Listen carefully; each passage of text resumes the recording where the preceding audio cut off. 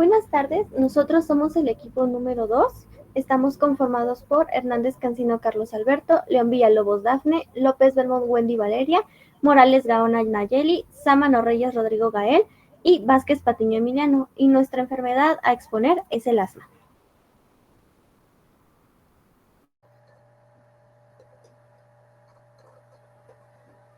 Nuestro objetivo de estudio, realizado por Kuno Miyake y sus colaboradores, investigó que el tabaquismo materno antes y durante el embarazo se relaciona con un mayor riesgo de asma bronquial en lactantes. El asma se caracteriza por una inflamación crónica en las vías respiratorias e una hiperreactividad bronquial. Se identificó también que la exposición prenatal al tabaco representa una grave amenaza para la salud respiratoria fetal, debido a que la nicotina y el monóxido de carbono reducen el suministro de oxígeno al feto.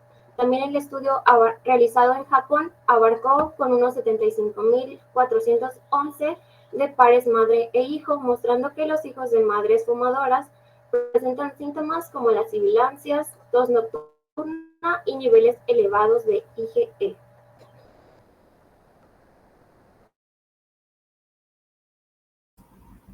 Después tendremos nuestro planteamiento del problema. El objetivo general consiste en analizar el impacto del tabaquismo materno en diferentes etapas del embarazo sobre la aparición de alteraciones en la función respiratoria y el desarrollo de asma bronquial en los hijos durante los primeros años de vida, considerando su papel como un factor causal y modificador de la salud respiratoria infantil, utilizando estudios y análisis estadísticos de grupos de madres e hijos con el fin de establecer recomendaciones preventivas sobre los hábitos tabáquicos materno-fetal.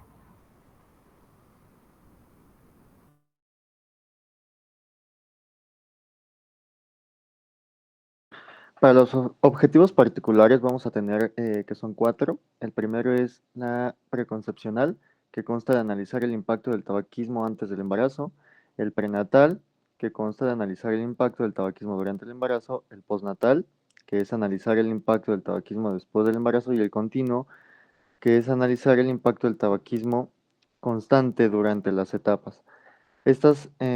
Vamos a establecer las similitudes y diferencias en los patrones de afectación respiratoria entre los hijos expuestos al tabaquismo materno en las diferentes etapas, identificando los periodos de mayor vulnerabilidad y los mecanismos fisiopatológicos distintivos para cada tipo de exposición durante los primeros años de vida. La justificación de nuestra investigación va a ser que el tabaquismo materno en el embarazo va a representar un factor de riesgo para diversas complicaciones en el desarrollo infantil del aparato respiratorio. Además de que encontramos varios desafíos importantes en la prevención, ya que las mujeres que están embarazadas no cesan el tabaquismo ni antes, durante o después del embarazo. Además de que esta problemática va a tener una gran relevancia, ya que han habido un incremento de casos de asmáticos en infantes.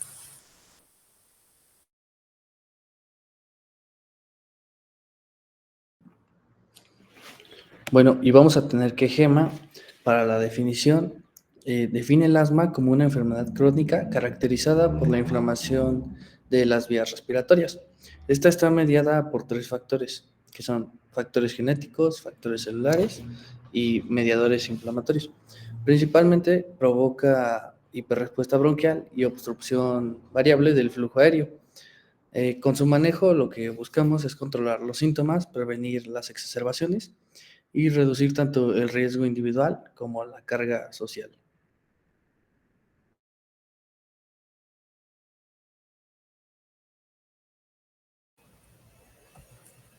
La parte de la epidemiología mundial, vamos a tener que este va a ser un caso importante, ya que el asma va a representar un impacto como ingrediente en la salud pública, ya que en 2019 se establece que alrededor de 262 millones de personas tenían asma y un aproximado de 455,000 personas fueron las que murieron de esta enfermedad.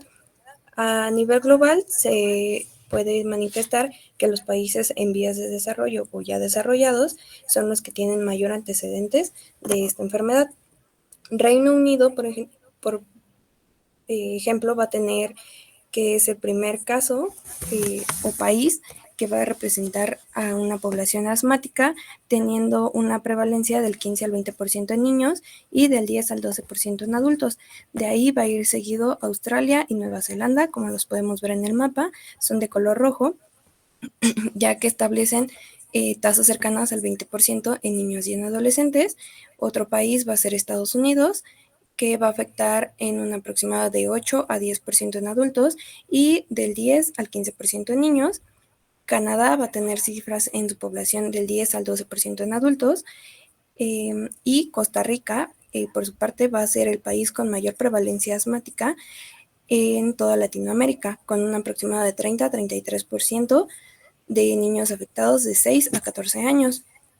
Las investigaciones han demostrado que trasladarse de un país con menos cantidad de población asmática a un país con mayor cantidad de población asmática, esto va a hacer que enfermedades respiratorias se pueden llegar a presentar más rápido.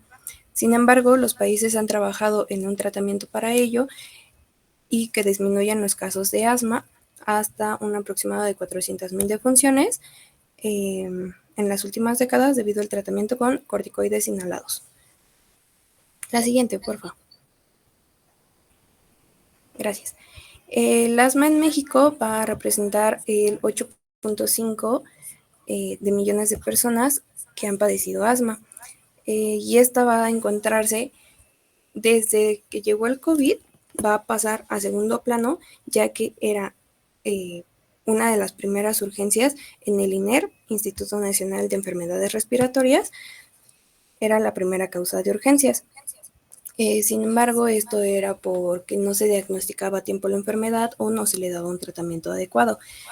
La prevalencia en donde pues, se puede encontrar el asma es en las regiones del sureste, como los estados de Tabasco, Campeche, Yucatán y Quintana Roo, en donde va a representar de un 9 a un 17%. En las regiones del centro vamos a encontrar entidades como Puebla, Hidalgo, Tlaxcala, y la prevalencia de esta va a ser de 7 a 7.5%.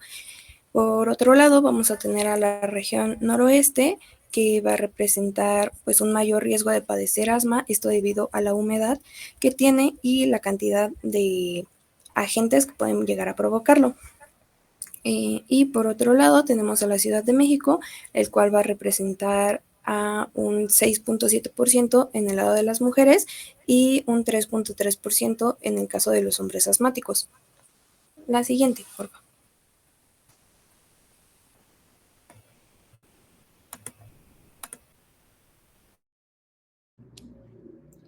Samano Reyes. Bueno, bien, vamos con los signos y síntomas.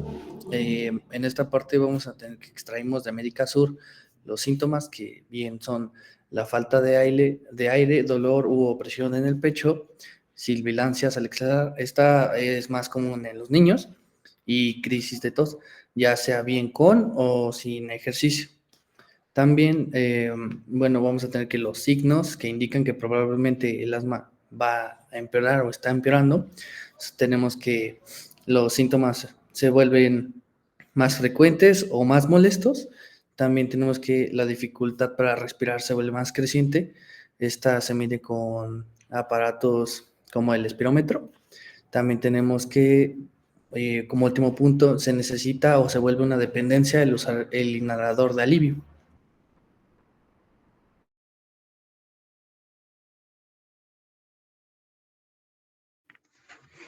Hernández Cancino Carlos Alberto. Yo les hablaré sobre la clasificación.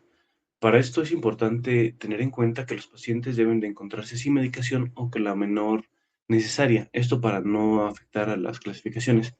Sobre esto nos vamos a guiar en 6 primeros pasos, que son los síntomas diurnos, síntomas nocturnos, medicación de rescate, limitación de actividades, la función pulmonar, que va a estar, ya como mencionó mi compañero, medida por un espirómetro, y la FEV, la cual es la volumen expiratorio forzado.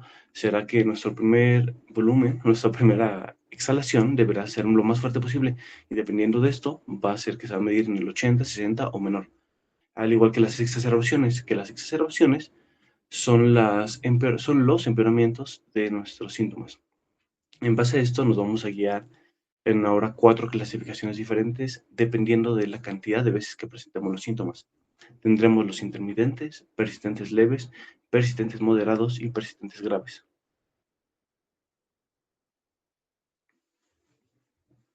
Siguiente, por favor. Ahora también hablaremos sobre su grado de control, que tendremos la misma guía, que será los síntomas diurnos, síntomas nocturnos, medicación de rescate, limitación de actividades, función pulmonar y las exacerbaciones. Ahora solamente que las dividiremos en lo que son bien controlada, parcialmente controlada y mal controlada. Esta, la única diferencia de la anterior es que puedes presentar varios síntomas y eso dividirá nuestro grado de control. Siguiente, por favor.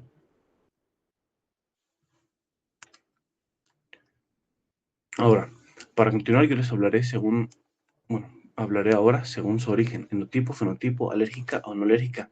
Tenemos que puedes tener asma alérgico.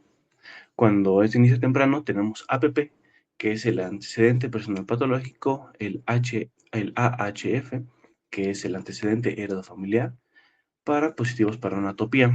Tenemos el asma de inicio tardío, que se presenta en adultos, mujeres, y tenemos una pobre respuesta a CEI. Tenemos asma por obesidad, que son síntomas muy aparentes, pero no estrofilia. Al igual que ahora tenemos la asma no alérgica y el asma con limitación de flujo de vía aérea. Siguiente, por favor.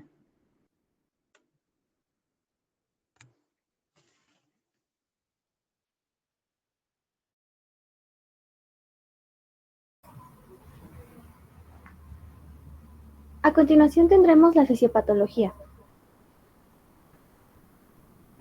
Perdón.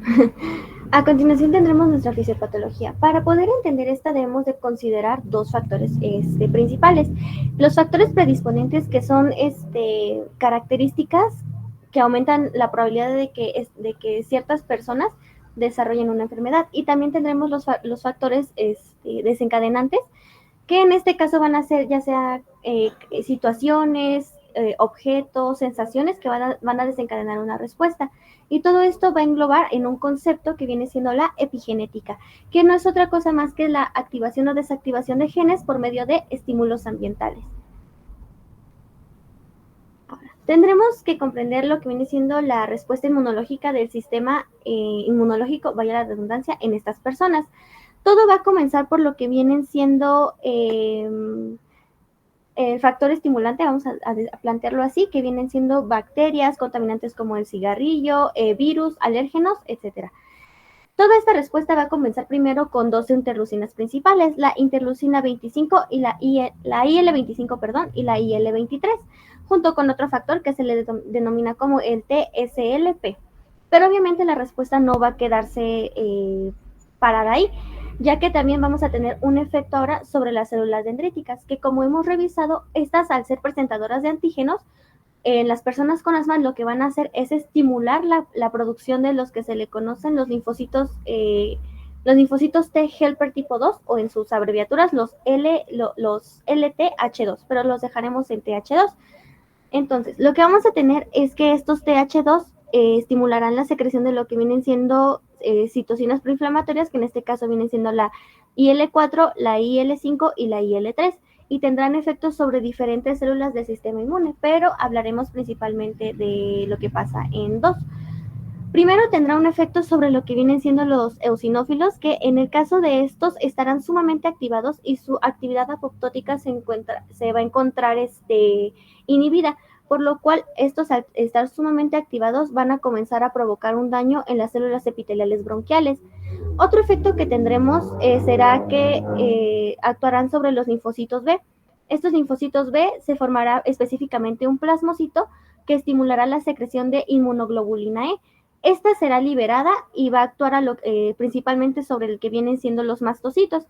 Y en el mastocito, esta célula igual va a aumentar en epitelio bronquial y se va a infiltrar a través del músculo liso de este mismo epitelio. Y lo que va a causar es que activará mediadores, principalmente broncoconstrictores como la histamina, la prostaglandina, entre otros, y factores proinflamatorios, lo cual obviamente todo esto va a actuar a epitelio bronquial. También tendremos respuestas sobre los macrófagos. ¿Por qué? Porque los macrófagos van a tener receptores, aunque sean de baja afinidad de inmunoglobulina E, pero como esta base va a estar secretando descontroladamente, tendremos muchos. por lo que esta misma inmunoglobulina va a tener un efecto activador sobre los macrófagos, lo cual va a aumentar muchísimo más la inflamación a nivel bronquial. Obviamente, revisando los efectos inmunológicos, tendremos lo que vienen siendo como resultado mecanismos de obstrucción que no van a consistir en otra cosa que va a ser la reducción del diámetro de las vías aéreas, es decir, una constricción, pero pues obviamente esto no es lo único que va a pasar. Por ejemplo, en la primera imagen tendremos que se va a producir en casos ya muy extremos lo que viene siendo un edema por vía respiratoria. Este principalmente se va a ver causado, va a estar provocado por la histamina que se va a secretar, que es un mediador broncoconstrictor.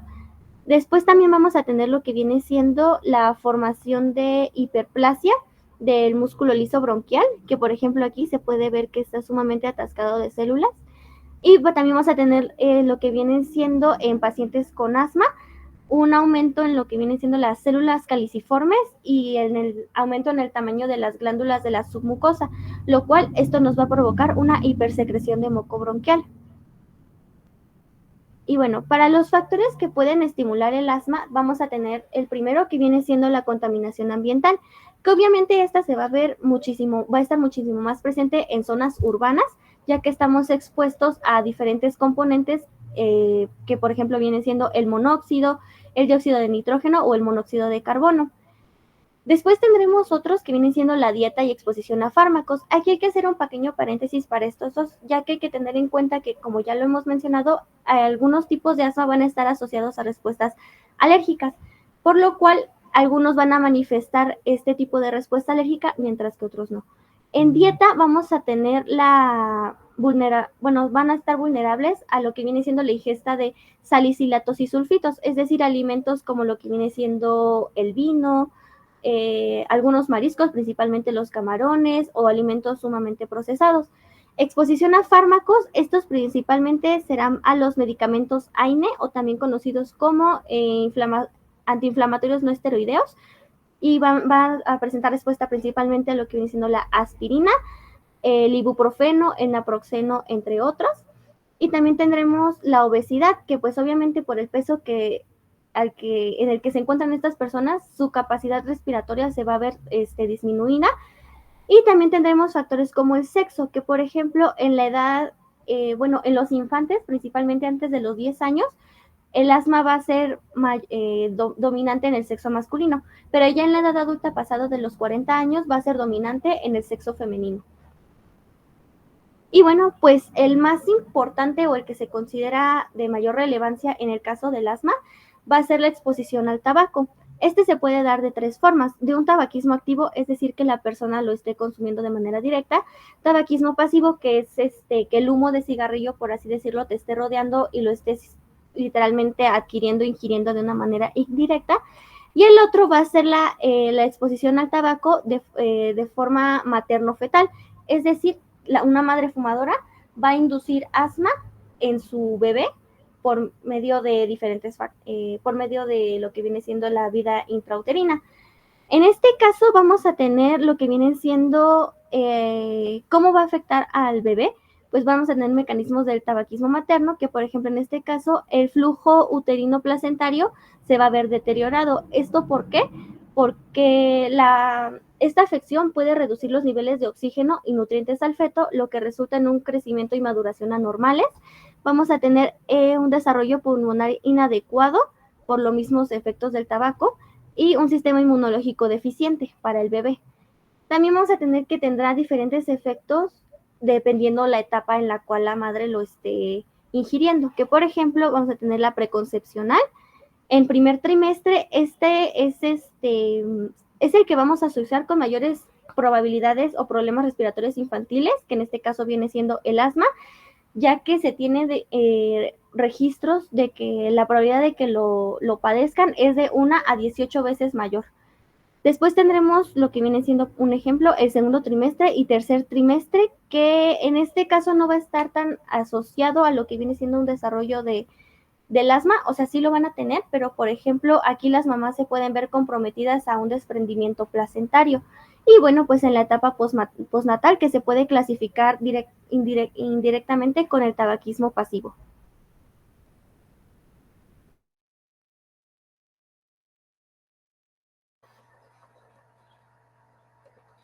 Bueno, y nuestro diagnóstico se va a basar principalmente en lo clínico, abarcando los síntomas crónicos como la tos, la disnea, silbidos al respirar o simplemente la dificultad respiratoria. También la exploración física es importante debido a que se debe examinar la nariz, la garganta y las vías respiratorias superiores como la laringe. Y la más importante, que serían las pruebas de función pulmonar, que sería la espirometría, la cual pues nos va a ayudar a determinar si nuestro diagnóstico es el correcto.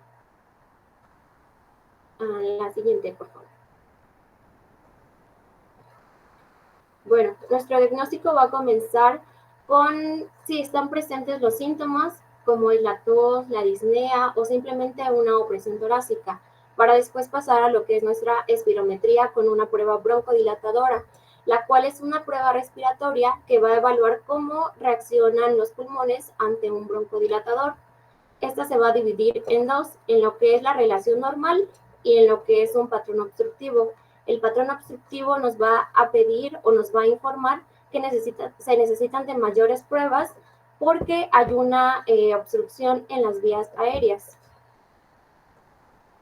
También se van a requerir de valores referenciales, lo que es el volumen expiratorio en el primer segundo o la capacidad vital expirada, que de nuestro valor referencial en la relación normal va a ser mayor a los 0,7. Y en lo que es en el patrón obstructivo, nuestro valor referencial va a ser menor a los 0,7.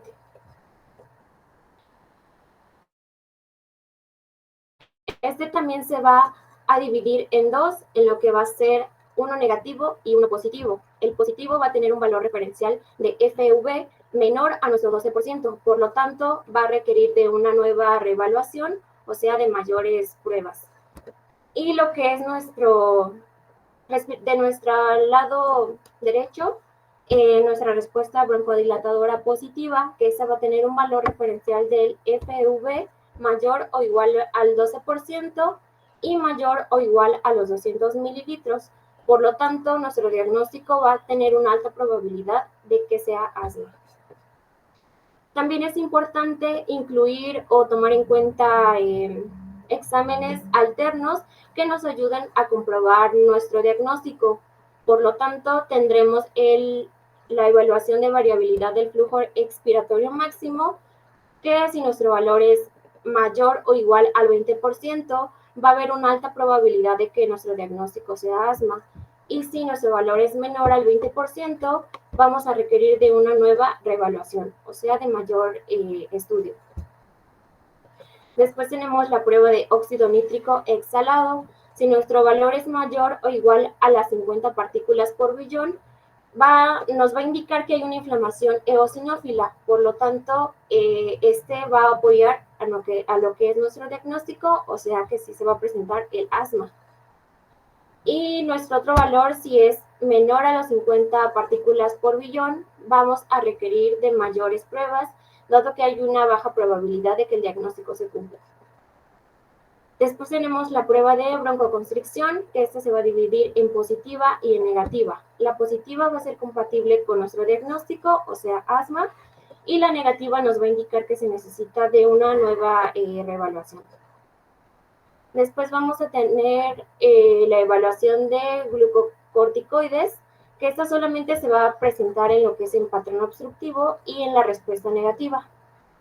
Por ejemplo, tendremos lo que es la prednisona de 40 miligramos por día durante los 14 a 21 días y para que después se vuelva a repetir el dicho estudio, o sea, la espirometría, y nos va a dar dos valores. Si hay una mejoría al tomar este medicamento y después de realizar la prueba, nos va a indicar que el diagnóstico sí es asma. Pero si no hay una mejoría, vamos a requerir de una nueva reevaluación. La siguiente, por favor. Y bueno, ¿para qué nos va a servir lo que es la espirometría? Esta nos va a ayudar a confirmar que nuestro diagnóstico sí se cumple y también va a evaluar lo que es el control del asma. También nos va a ayudar a descartar que haya trastornos pulmonares y verificar que los medicamentos pues sí estén actuando de la manera adecuada, como se los mencioné. Y por último nos va a evaluar la reacción que los pulmones van a tener durante un ejercicio o durante una actividad al aire libre.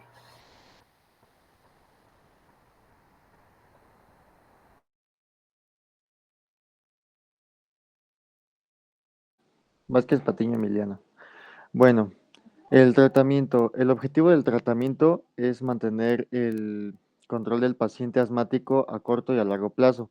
Para esto vamos a contar con tres tipos de tratamiento, que es el tratamiento farmacológico, el no farmacológico y el tratamiento de las agudizaciones, que se divide en crisis leves y crisis moderadas. La siguiente, por favor. Bueno, el tratamiento farmacológico consta de dos, el de mantenimiento y el de rescate. Para el tratamiento de mantenimiento vamos a ver que incluye glucocorticoides inhalados, antagonistas leucotrienos, LABAs y anticuerpos monoclonales. En el tratamiento de rescate tenemos el uso de agonistas beta-2 adrenérgicos de acción corta y también anticolinérgicos de acción corta. En estos vamos a tener un ejemplo que es la fluticasona. La siguiente, por favor. Bueno, en el tratamiento no farmacológico tenemos tres, que es el control ambiental, la inmunoterapia con alérgenos y la vacunación. Para el control ambiental tenemos que evitar el tabaco, alérgenos y posibles intolerancias a los AINE, como ya lo comentó mi compañera. Uno de estos podría ser la aspirina. La inmunoterapia con alérgenos es indicado solamente en el asma alérgica controlada en ciertos niveles y la vacunación tiene que ser antigripal y antineumocócica en asma moderada o grave. La siguiente, por favor. Bueno, en el tratamiento de agudizaciones tenemos en la crisis leve y la crisis moderada. En la crisis leve vamos a tener que es un flujo expiratorio en el primer segundo mayor o igual al 70%. Si tenemos esto, vamos a indicar un tratamiento con SABAs y glucocorticoides sistémicos. Y en una crisis moderada tenemos un FEV1 entre el 50 y el 70%. Tomando en cuenta esto, daremos un tratamiento con oxígeno y glucocorticoides inhalados. La siguiente.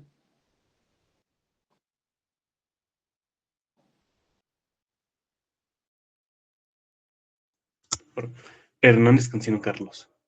Para determinar la prevalencia del asma bronquial en lactantes, se revisaron diferentes factores como lo es el tabaquismo materno, la influencia en el entorno y la carga genética.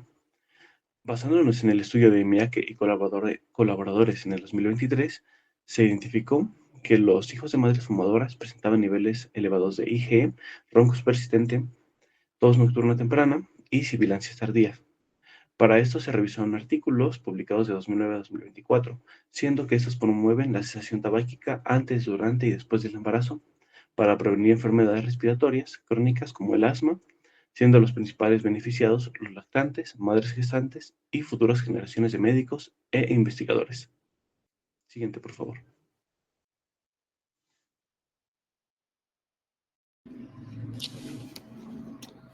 Sámano Reyes. Bueno, para las hipótesis vamos a tener tres tipos, que es la hipótesis de trabajo. Aquí vamos a tener que la exposición al humo del tabaco de manera continua en las diferentes etapas del embarazo, ya sea preconcepcional, prenatal y postnatal, están asociadas significativamente con un mayor riesgo de desarrollo del asma y alteraciones respiratorias en los hijos durante los primeros años de vida. En la nula, prácticamente está aquí anulando, ¿no?, que no está asociado significativamente con un mayor riesgo del desarrollo del asma o alteraciones respiratorias en los hijos durante sus primeros años de vida. Y bueno, en la alterna tenemos que la exposición al humo del tabaco materno en esta etapa prenatal tiene un mayor impacto sobre el desarrollo del asma y otros síntomas respiratorios en los hijos durante sus primeros años de vida en comparación con las otras etapas. Siguiente, por favor.